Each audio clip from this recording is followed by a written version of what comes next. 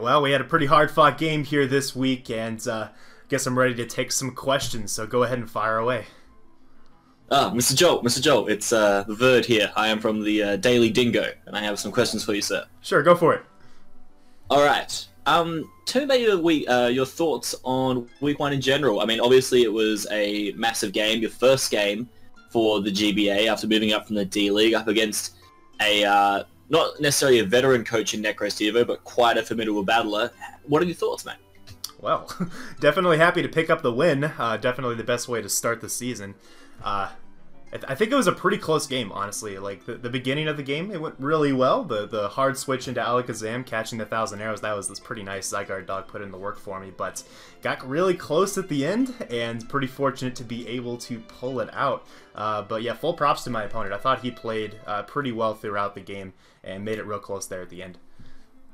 Well, speaking of your opponent, there was a potential choke almost at some point there, where you allowed that Lycanroc the chance to set up to +4 and sweep with a Cell Rock. How did you kind of handle that situation? Yeah, I noticed it when it was too late, and I was just fortunate that he didn't act on it. But basically what happened was that in the sequence there at the end, whenever the Lycanroc set up the sub, as I went into my Rotom, my best play would have been to go hard into something that would have not allowed him to potentially Swords Dance twice after that sub, because Rotom wasn't going to be able to knock it out after breaking his substitute. It basically came down to a 50-50 at the end there for him, where if he predicted me to go for a Will-O-Wisp, he could have set up another sub, or if he predicted me to just attack with a Thunderbolt, he could have Swords Dance a second time, and if that had happened, then I very well could have lost if he wasn't a Cell Rock Lycanroc, which, based upon how the battle actually happened, I didn't think that's what he was, but looking at his team builder, that's actually what the set was, so I really left myself open there. That's not something I can allow to happen, but even so, still fortunate to be able to pull that off. The game plan that I actually had there at the end ended up working out, but, you know, if my opponent made slightly different plays there, I could have been in trouble, so, yeah, can't let that happen. For sure. Now, one of the big players, I guess, in this match for you was your Zygarde 10%, or Zydogo, as a lot of people call it. Very interesting that you... Well, I've heard some rumors that are going around that you are potentially going to be dropping this Pokemon after this week.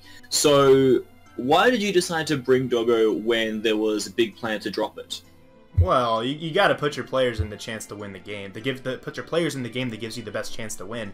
And, you know, Zygarde, I really felt like had a pretty good matchup. It's not like an amazing matchup against his draft in general. He did have 3,000 arrows resists, but he only had 3, and he opted not to bring any of them.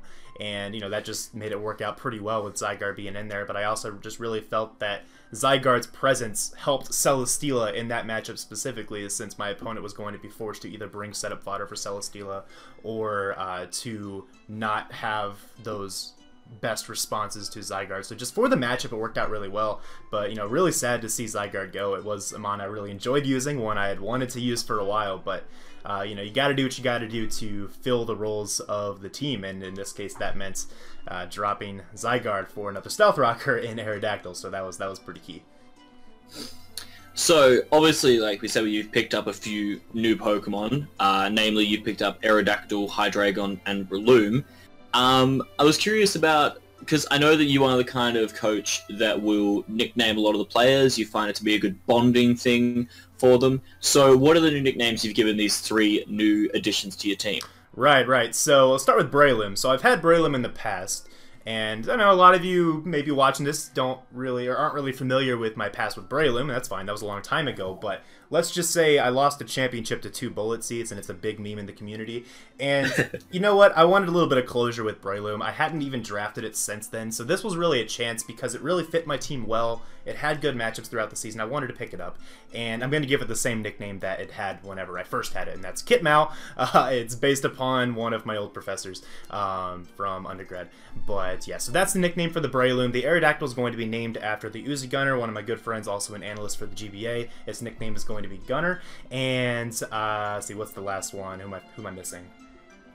The Hydreigon. Hydreigon, thank you. Hydreigon's going to be named after my good pal Trev CL. Never named something after him, and I've known him for quite a while in the community as well. So that's the nicknames. Fair enough. Now, this is obviously a contentious question. but as a coach, you're meant to be as unbiased as possible. But would you say there is one player on your team that you favor more than the others?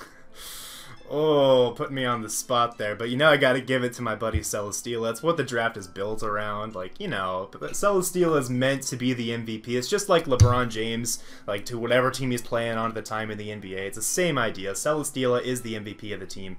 And all of the teammates have been drafted, have been acquired in order to support that Celesteela. So, it's got to be Celesteela. But, it pains me to say that because every Pokemon on the team, obviously, is pretty important. Fair enough. I did not expect that much favoritism. That is that is big news. Well, you should have. Celesteela is amazing. Keep it up, Celesteela. It didn't even hit the field though in the first game. Just kind of, its presence still was dominating. It's the presence. It's the presence of Celesteela. The final question I have for you today, sir, is obviously week 2. You're up against the Borussia Dortmund coached by El Scissor or Lars. Any words for your next opponent? Well, Lars has been doing this series called the GBA lock, right? And in the GBA lock, basically each Pokemon is attached to some team in the GBA, and whenever that team loses, that Pokemon has to be released. And let's just say Lars recently acquired an Alakazam and tied it to his name. We're going to say goodbye to that Alakazam after this week, Lars. I'm sorry.